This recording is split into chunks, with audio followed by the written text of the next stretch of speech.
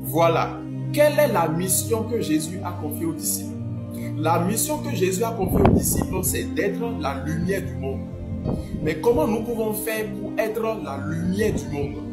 D'abord, première chose à faire, c'est de vivre une vie de sanctification et d'intégrité. Quand nous parlons d'une vie de sanctification et d'intégrité, c'est une vie de pureté. Tu veux être la lumière du monde, mais c'est toi qui continues encore de mentir.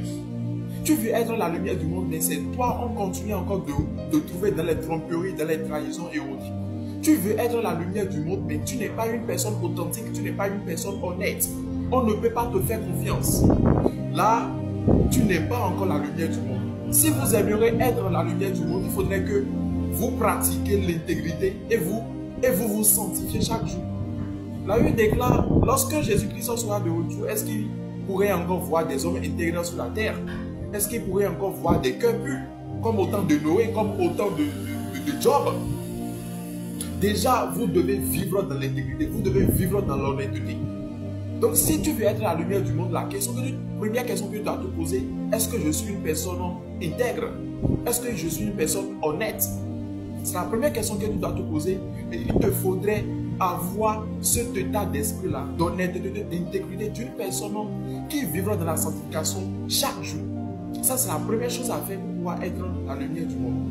D'abord, si vous êtes nouveau ou bien nouvelle sur cette chaîne, c'est important d'aimer la vidéo aussi, de la partager, sans oublier également de vous abonner parce que déjà chaque jour, nous partageons des vidéos édifiantes pour pouvoir sauver des vies. Et quelle est la deuxième chose que vous devez faire, que vous devez avoir comme démarche pour pouvoir être une lumière du monde? C'est de partager l'évangile. Vous devez partager l'évangile. C'est la deuxième chose que vous devez faire.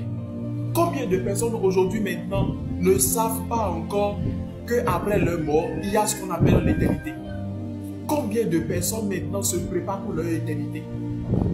Vous, en tant que lumière du monde, vous avez l'obligation d'interpeller ces personnes. Vous avez l'obligation, partout où vous passez, d'annoncer l'évangile. Vous avez l'obligation, partout où vous passez, d'exhorter les gens à se préparer pour leur éternité.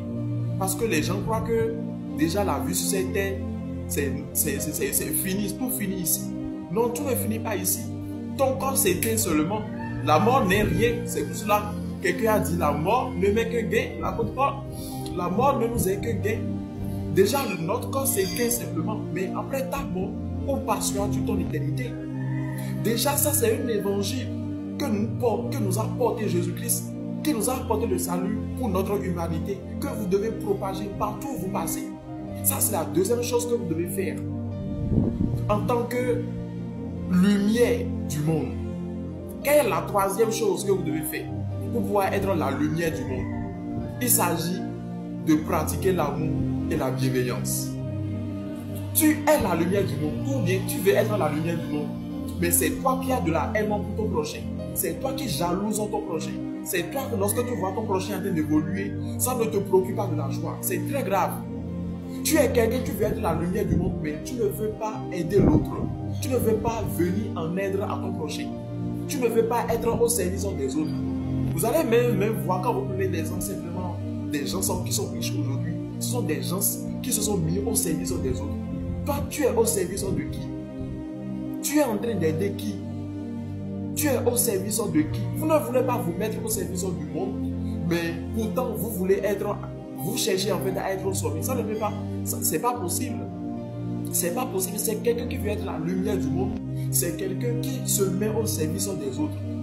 Donc si tu as du mal à te mettre au service des autres, il faut savoir que tu ne pourras pas être la lumière du monde. Quelle est la quatrième et la dernière chose que vous devez faire pour pouvoir être la lumière du monde? N'oubliez pas de vous abonner. Il s'agit de rester ferme face aux épreuves et face aux défis. Il y a des gens, à moindre épreuve, ils fuient. À moindre défi, ils commencent en fait par tout lâcher. Ils abandonnent.